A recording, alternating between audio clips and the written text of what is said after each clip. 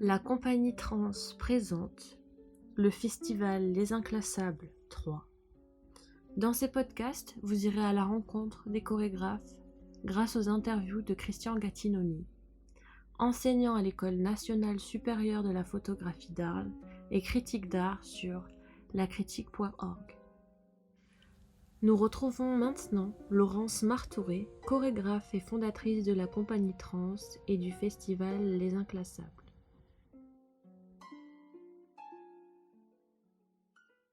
Bonjour Laurence Martouret. Merci de m'accorder cet entretien pour l'édition 3 du festival Les Inclassables que vous co-organisez et autour du thème cette année donc de l'organique au numérique. Non à Monade et à votre spectacle. Et j'aimerais vous poser d'abord cette question: quel corps vous mettez en jeu dans Monade? Quel type de corps?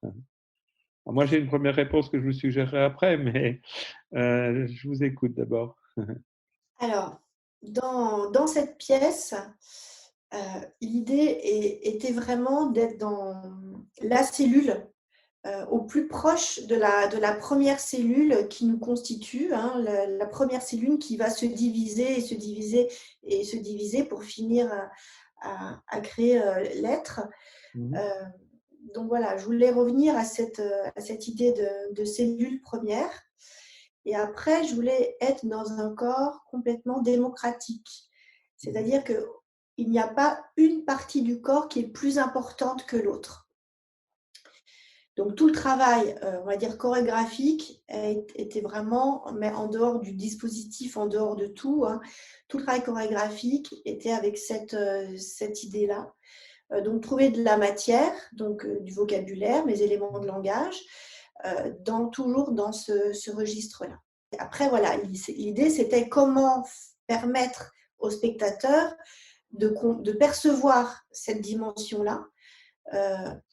Et là, c'était la deuxième étape, trouver le dispositif qui allait permettre aux spectateurs de rentrer dans cette dimension-là de perception et de travail du corps. Et là, c'est toute la relation avec Barbara Kraft, la scénographe. Donc, en fait, dans mes projets, moi, j'ai vraiment une idée forte au départ qui me tient, on va dire, pendant plusieurs mois. À un moment, voilà, je l'élabore, je la développe.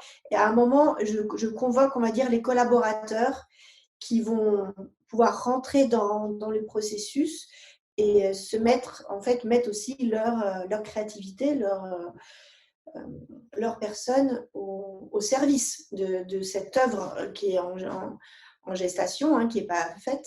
Voilà. Donc, c'est vraiment comme ça que je compose. Donc, voilà. Et à un moment, donc, je discutais avec Barbara de mes problématiques face à la pièce, qui était déjà en recherche depuis, on va dire, depuis que j'ai parlé avec Barbara. Ça faisait bien 7-8 ans, quand même, que j'avais cette pièce en tête et que je ne voyais pas comment la réaliser.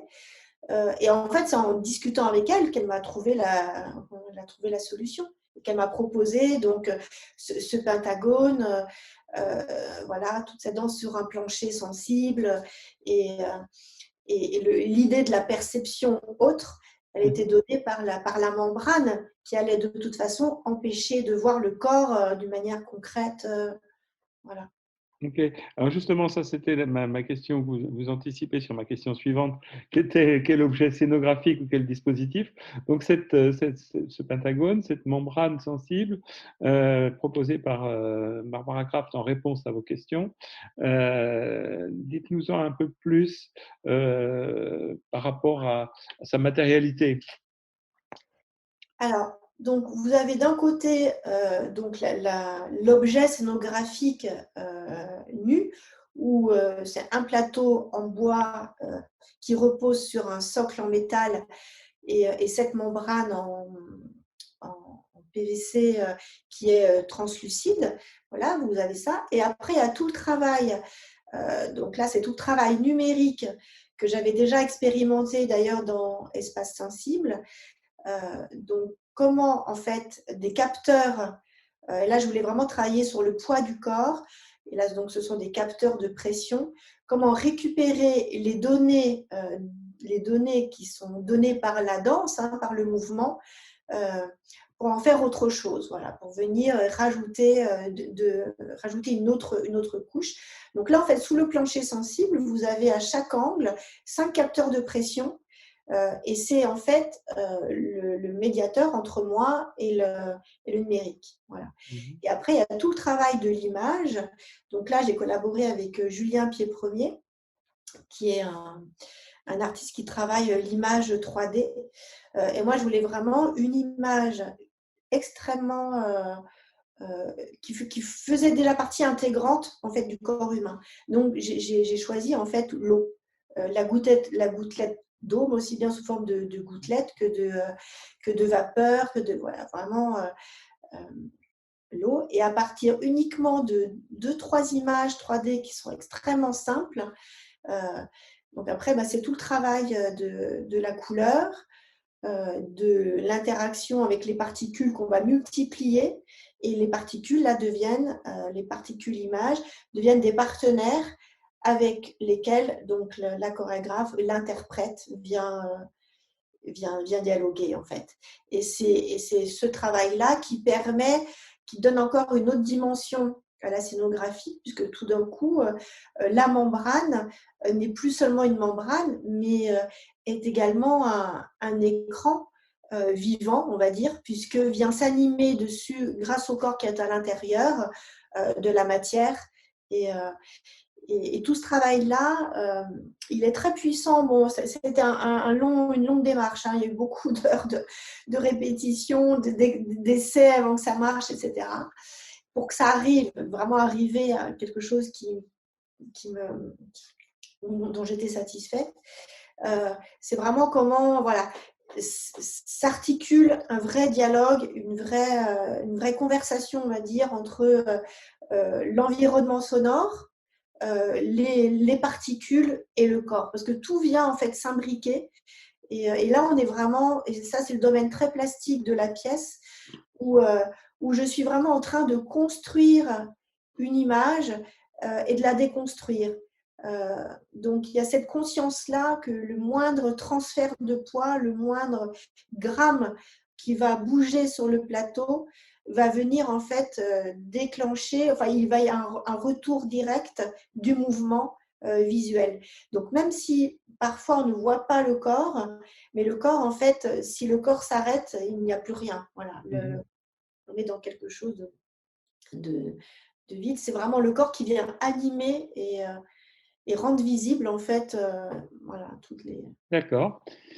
En fait, dans les suggestions que je voulais vous faire sur le type de corps, je me demandais, est-ce que finalement, vous ne reprendriez pas à la définition de Laurent Souple du corps critique dans son rapport au monde, et aussi une définition plus technologique du corps augmenté? Vos questions sont intéressantes. Donc, par rapport au corps critique, là, c'est sûr que moi, je pose un postulat du corps complètement autre, puisque de toute façon, le corps devient lumière, le corps devient cellule, et on n'est plus du tout dans un corps de représentation et dans un corps même défini. Donc, on bascule dans une autre forme de relation au corps. Et également pour le public qui regarde, parce qu'il est aussi dans un corps qui est complètement présent, mais en même temps complètement absent. Enfin, très souvent absent quand même. Donc, il peut y avoir aussi une forme de réflexion sur qu'est-ce que je m'attends à voir et qu'est-ce que j'aimerais voir plus. Donc, il y a tout aussi ce postulat qui m'intéressait aussi d'aller. Et après, dans le corps augmenté, alors là, on n'est pas vraiment dans le sens du corps augmenté, dans le sens où il a été beaucoup développé. Mais là, on va dire, ce qui est augmenté, c'est la sensibilité, c'est l'hypersensibilité, l'hyperconnexion à son propre corps. Et en même temps, cette hyperconnexion nous permet d'être en hyperconnexion avec l'extérieur. Et moi, je l'ai quand même beaucoup dansé, cette pièce. Et c'était incroyable comment, de l'intérieur, alors qu'on ne voit rien, on perçoit l'émotion du public à l'extérieur. Il y a quelque chose de un moment qui nous dépasse et où on sent vraiment le transfert qui se passe entre le regardeur et le regardé. Et voilà. Et ça, dans ce sens-là, on peut dire qu'il peut y avoir un travail de corps augmenté parce qu'il y a une augmentation de la conscience. Ça, c'est sûr, une augmentation de la conscience, parce que si vous n'êtes pas dans quelque chose d'extrêmement précis, de toute façon, rien ne marche. Tout d'un coup, les particules, elles partent. Vous n'arrivez pas à créer l'image que vous voulez créer. Donc, c'est comme un instrument. En fait, ce plateau sensible, c'est exactement comme un instrument. Donc, il faut apprendre à jouer avec.